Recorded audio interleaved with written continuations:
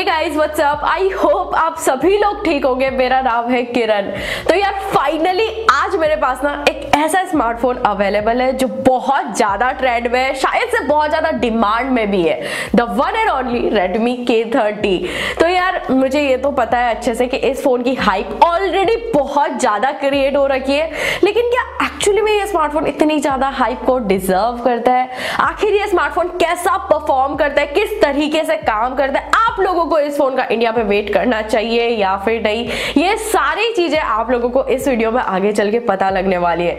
लेकिन आगे बढ़ने से पहले एक बार देख लेते हैं कि इस बॉक्स के अंदर आखिर हमें क्या क्या चीजें देखने को मिलती है। तो देखो बॉक्स के अंदर ना आप लोगों को एज यूजुअल कुछ यूजर मैनुअल्स वगैरह देखने को मिल जाएगी। इसी के साथ एक फोन का कवर है, सिम इजेक्टर टूल दिया हुआ है, 27 वॉट का फास्ट चार्जर भी बॉक्स के अंदर देखने को मिलेगा एंड साथ में एक टाइप सी केबल भी दी हुई है। एंड इन सब के अलावा ऑब्वियसली स्मार्टफोन है जिसका नाम है Redmi K30। मेरे पास ये स्मार्टफोन अवेलेबल है कुछ pinkish reddish kind of a colour में। ऑनेस्टली एक चीज बोलूं, ये वैसे दिखने में काफी अच्छा स्मार्टफोन है, लेकिन यार मुझे पर्सनली ये वाला कलर इतना भी ज्यादा अट्रैक्टिव नहीं लगा है जितने इसके बाकी कलर्स देखने को मिलते हैं। स्पेशली जो पर्पल कलर है वो मुझे काफी ज्यादा पसंद आया है इसका। लेकिन आगे बढ़ने से पहले ना एक बहुत ही छोटी सी चीज है जो मैं आप सभी लोगों को बोलना चाहूंगी।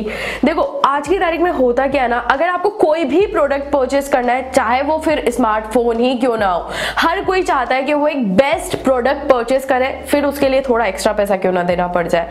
लेकिन इसी चक्कर में ना कई बार बजट रिलेटेड इश्यूज भी फेस करने पड़ते हैं। अगर कुछ इसी तरह के इश्यूज आप भी फेस कर रहे हो तो मार्केट में एक एप्लीकेशन अवेलेबल है जिसका नाम है मनी टैप। ये एक इंडिया की फर्स्ट क्रेडिट लाइन एप्लीकेशन है जिसके थ्रू आप इंस्टेंट लोन ले सकते हो। आपको पर्सनल लोन की तरह ऐसे कुछ 4-5 दिन तक का वेट करने की इसमें जरूरत नहीं है। एंड सबसे अच्छी बात जो है वो ये कि इसमें अगर आपको जैसे कई बार होता है ना, सैलरी डिले हो जाती है, फिर उसके बाद रेंट भरना पड़ता है या फिर इलेक्ट्रिसिटी का बिल देना पड़ रहा है, तो अगर ऐसे छोटे मोटे इश्यूज के लिए भी पैसे की जरूरत है तो मिनिमम 3000 तक का अमाउंट भी आप इसमें लोन ले सकते हो। मैक्सिमम तो फिर बड़े काम के लिए 5 लाख तक आप जा सकते हो। एंड हाँ, पेपर वर्क का कोई टेंशन लेने की जरूरत नहीं है, सारी चीजें आप एप्लीकेशन के थ्रू ही सबमिट कर सकते हो यहाँ पर। और एक और अच्छी बात यह है कि यार इसके अंदर ना जब तक आप एप्लीकेशन से पैसा विड्रॉ नहीं कर लेते तब तक आपको उसके ऊपर किसी भी तरीके का इंटरेस्ट भरने की जरूरत नहीं है, जैसा कि हम लोगों को पर्सनल लोन में करना पड़ जाता है। बाकी आपको किस तरह से इसमें अप्लाई करना है, एप्लीकेशन के थ्रू जाना है या फिर वेबसाइट के थ्रू, वो आपका चॉइस है। मैं दोनों के ही लिंक नीचे दे दूंगी। अगर आपको और भी ज्यादा इंफॉर्मेशन चाहिए तो उसकी भी डिटेल्स आपको नीचे मिल जाएगी, आप वहां से जाके इसको देख सकते हो। बट एनीवेज यार अभी आगे बढ़ते हैं और बात कर लेते हैं सबसे पहले इस फोन की डिस्प्ले और डिजाइन के बारे में। देखो इस फोन के अंदर आप लोगों को 6.67 इंचेस की full HD plus IPS LCD display देखने को मिलती है। अभी वैसे अगर देखा जाए ना तो जो इसका प्रीडिसर है यानी कि Redmi K20, वहां पर AMOLED डिस्प्ले देखने को मिली थी। फोन्स हमेशा अपग्रेड होते हैं सक्सेसर के साथ, पहली बार थोड़ा सा डाउनग्रेड देखने को मिला है। लेकिन अगर उस चीज को थोड़ा सा साइड में रख के सोचा जाए ना तो एक्चुअली में जो यहाँ पर full HD plus IPS LCD panel दिया हुआ है ये काफी अच्छा काम करता है। इन द सेंस काफी अच्छा आपको एक्सपीरियंस होगा, कोई भी चीज अगर देखोगे तो काफी अच्छे व्यूइंग एंगल्स देखने को मिलेंगे। हर एक चीज ब्राइटनेस के मामले में, कलर्स के मामले में आपको काफी पसंद आने वाला है। लेकिन हाँ, एमोलेड की बात कुछ अलग ही होती है। डेफिनेटली एमोलेड अपनी जगह है, वो काफी ज्यादा अच्छा होता है, लेकिन full HD plus IPS LCD के हिसाब से ये भी एक काफी अच्छी डिस्प्ले वाला स्मार्टफोन है। लेकिन फिर भी रेडमी ने एक अच्छा काम यहाँ पर किया है। आई मीन एमोलेड को शायद से कंपनसेट करने के लिए आपको 120 हर्ट्ज रिफ्रेश रेट का डिस्प्ले यहाँ पर मिल जाता है।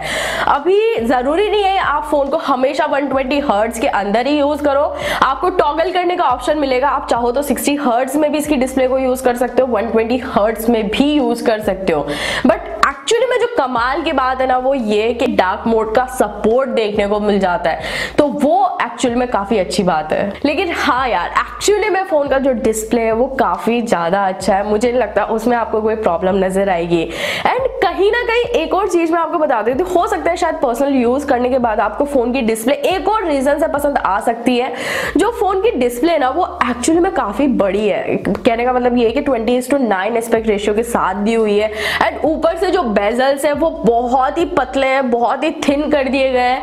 एंड हो सकता है यार कि हम लोग ना अभी वाटर ड्रॉप नॉच डिस्प्ले को यूज करते करते थोड़ा सा बोर हो चुके हैं, तो यहाँ पर कुछ अलग सी डिस्प्ले देखने को मिलती है, डुअल पंच होल कैमरास दिए हुए हैं। तो ओवरऑल फ्रंट से दिखने में स्मार्टफोन मुझे काफी ज्यादा पसंद आया है।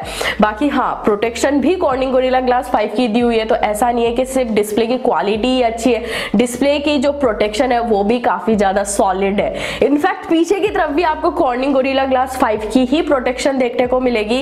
एंड कह सकते हो फोन हाथ में काफी ज्यादा प्रीमियम और काफी ज्यादा हैंडी भी फील होगा। एंड एक चीज मैं आपको यहाँ पर पर्सनल यूज से बताना चाहूंगी, मैंने इस फोन को जब पहली बार उठाया था मुझे ये फोन बिल्कुल भी ओवरवेट नहीं लगा था।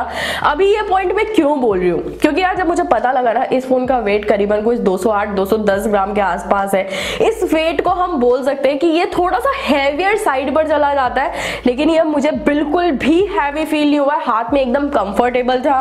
कहीं ना कहीं इससे ये बोला जा सकता है कि रेडमी ने इस फोन का वेट डिस्ट्रीब्यूशन काफी अच्छे तरीके से किया है। बाकी अभी अगर आगे बढ़ा जाए और बात की जाए अगर फोन की परफॉर्मेंस के बारे में, तो यार मुझे वैसे लगता है कि परफॉर्मेंस एक one of the most important चीज होती है। किसी भी स्मार्टफोन के अंदर परफॉर्मेंस अच्छी होनी ही चाहिए।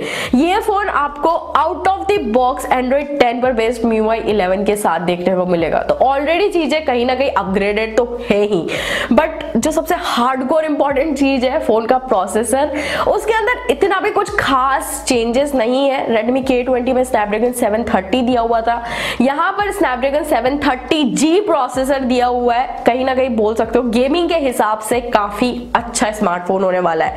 वैसे तो अगर आप डे टू डे लाइफ में भी इसको यूज करोगे तो परफॉर्मेंस एकदम फाड़ आपको मिलेगी, लेकिन फिर भी अगर गेमिंग करते हो, PUBG वगैरह खेलते हो, तो वो भी आप आराम से खेल सकते हो बिना किसी टेंशन के, बिना किसी लैग्स के। PUBG आपको यहाँ पर खेलने का ऑप्शन मिलेगा HD graphics high frame rate के साथ। एंड मेरे हिसाब से परफॉर्मेंस अच्छी होने के पीछे एक और रीजन है, फोन के अंदर UFS 2.1 स्टोरेज टाइप दिया हुआ है। इसकी हेल्प से कहीं ना कहीं जो जितनी भी एप्स वगैरह होती है काफी जल्दी ओपन हो जाती है, तो यार ये भी एक रीजन है कि फोन में आपको अच्छी खासी परफॉर्मेंस देखने को मिलती है। फिर भी अगर एक बार एंथुसियास्ट स्कोर बताऊं तो वो निकल के आता है करीबन कुछ 2,70,000 अप्रोक्स। लेकिन बता देती हूँ जो ये यूनिट है मेरे पास, ये एक्चुअली में 6GB 128GB स्टोरेज वाला वेरिएंट है। एंड फोन के अंदर किसी भी तरीके का आपको डेडिकेटेड माइक्रो SD कार्ड का स्लॉट नहीं देखने को मिलेगा। हाइब्रिड स्लॉट है, एक सिम या माइक्रो SD या फिर 2 सिम आप इसके अंदर यूज कर पाओगे मैक्सिमम। लेकिन हाँ, एक्चुअली में जो रेडमी की सबसे खास बात होती है कि वो अपने स्मार्टफोन्स के अंदर IR ब्लास्टर भी देते हैं, तो इस फोन के अंदर आपको IR ब्लास्टर भी देखने को मिलेगा।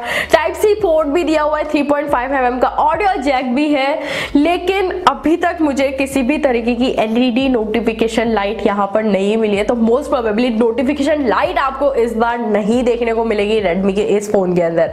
बाकी खास बात यह है कि पीछे की तरफ फिंगरप्रिंट स्कैनर नहीं है, साइड में माउंटेड है, काफी ज्यादा फास्ट, काफी ज्यादा एक्यूरेट तो है ही है, बट साथ ही में अच्छी बात यह है कि काफी सही जगह पर इसका प्लेसमेंट है, इजीली होल्ड कर पाओगे, इजीली फोन को अनलॉक कर पाओगे। खैर, अभी अगर एक ऐसे फीचर के बारे में बात की जाए जो इस फोन का one of the most highlighting feature है इस फोन के कैमरास, बट यार हाईलाइटिंग फीचर क्या है इसके कैमरा में वो तो मैं आपको थोड़ा सा बाद में बताऊंगी। पहले एक चीज बता देती हूँ, फोन में कैमरा बम्प आपको काफी अच्छा खासा देखने को मिलेगा, इसको थोड़ा प्रोटेक्ट करके रखना पड़ेगा, बट फिर भी अगर बताऊं तो 64 मेगापिक्सल का प्राइमरी कैमरा लेंस है, जो कि एक्चुअली में सोनी की तरफ से सोनी IMX686 कैमरा सेंसर है, पहली बार इसी फोन के अंदर यूज किया गया है।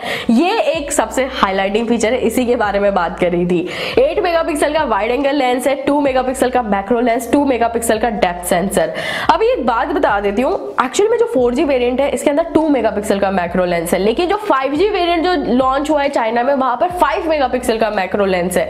अभी ये भी एक देखने वाली बात होगी कि जब इंडिया में आएगा तो 2 मेगापिक्सल मैक्रो के साथ आएगा या फिर 5 मेगापिक्सल मैक्रो के साथ। बट यार फिर भी अगर फोटोज के बारे में बात करूं तो चाहे आप नॉर्मल मोड से या फिर पोर्ट्रेट मोड से या फिर 64 मेगापिक्सल से कैप्चर करो, आपको काफी अच्छे फोटोज मिलेंगे, काफी सही कलर्स वगैरह मेंटेन रखता है। अभी तक जितना मैंने इस फोन के कैमरास को यूज किया मुझे तो कैमरा काफी अच्छा लगा है। स्पेशली पोर्ट्रेट मोड में आपको यहाँ पर ब्लर को एडजस्ट करने का ऑप्शन मिलता है, वो एक इंटरेस्टिंग चीज है। लेकिन डेफिनेटली एक और चीज मैं कैमरा के बारे में हाईलाइट करना चाहूंगी कि इसका जो मैक्रो लेंस है ना यार, अभी तक मैंने जितने भी स्मार्टफोन यूज किए जिनके अंदर मैक्रो लेंस दिया होता है उनमें से इस फोन का मैक्रो लेंस एक्चुअली में काफी अच्छा काम करता है, इन द सेंस काफी अच्छी डिटेलिंग वगैरह मेंटेन कर लेता है। तो वो एक खास चीज है जो मैंने यहाँ पर नोटिस करी है।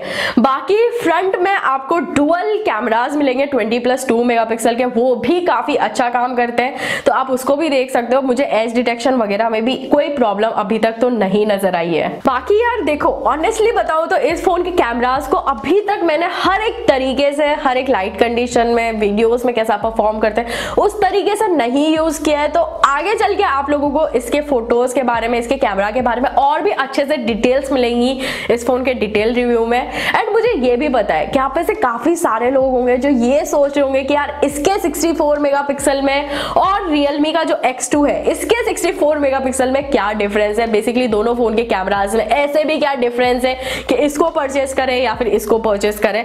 बट एनीवेज यार, ये सारी चीजें भी मैं आपको आगे चल के बताऊंगी। इनफैक्ट जरूर से वेट करिएगा, इस फोन का कंपैरिजन Realme X2 के साथ बहुत ही जल्द देखने को मिलेगा। बट एनीवेज, अभी अगर बैटरी के बारे में बात की जाए तो इस फोन के अंदर 4500 mAh की बैटरी देखने को मिलती है। 27 वॉट का फास्ट चार्जर भी बॉक्स के अंदर है, तो मुझे नहीं लगता बैटरी के डिपार्टमेंट में कोई कंफ्यूजन या फिर कोई दिक्कत आने वाली है। बैटरी अच्छी होगी होपफुली। अभी तक तो मैंने इतना ज्यादा इसको यूज नहीं किया है कि कितना लंबा बैकअप देती है, कितनी देर में फोन चार्ज हो जाता है, ये सारी चीजें जब मैं टेस्ट कर लूंगी तो वो भी आपको आगे चल के ही पता लगेंगी। बट आई नो अभी जो सबसे बड़ा क्वेश्चन आता है यहाँ पर निकल के वो ये कि यार इस फोन का वेट करना चाहिए या फिर नहीं। देखो ऑनेस्टली एक चीज बताऊं, अभी तक मैंने इसको जितना भी यूज किया है ना उस हिसाब से तो इतना तो बोल सकती हूँ कि वाकई में काफी दमदार, काफी सॉलिड स्मार्टफोन है ये। तो मुझे ये भी पता है आप में से काफी सारे लोग होंगे जो कि ऑलरेडी इस फोन का वेट कर ही रहे होंगे, लेकिन मैं बस इतना सा बोलना चाहूंगी यार कि अभी ना, जैसा कि मैंने आपको पहले भी बताया कि Realme X2 के साथ इसका काफी अच्छा खासा कंपटीशन है, तो उसका कंपैरिजन वीडियो, इसका डिटेल वीडियो, आपको सब चीजें देखने को मिलेगी। उन तक का जरूर से वेट करिएगा, क्योंकि उसके बाद अगर आप जब वो वीडियो देखोगे तब आप एक अच्छा खासा जजमेंट बना पाओगे कि आपको इसका वेट करना चाहिए या फिर नहीं। बाकी यार आई होप आप लोगों को ये वीडियो पसंद आया होगा। अगर ये वीडियो कहीं पर भी पसंद आया, यूजफुल लगा, तो इस वीडियो को लाइक जरूर से करिएगा। बाकी मैं आपको मिलती हूँ नेक्स्ट वीडियो में।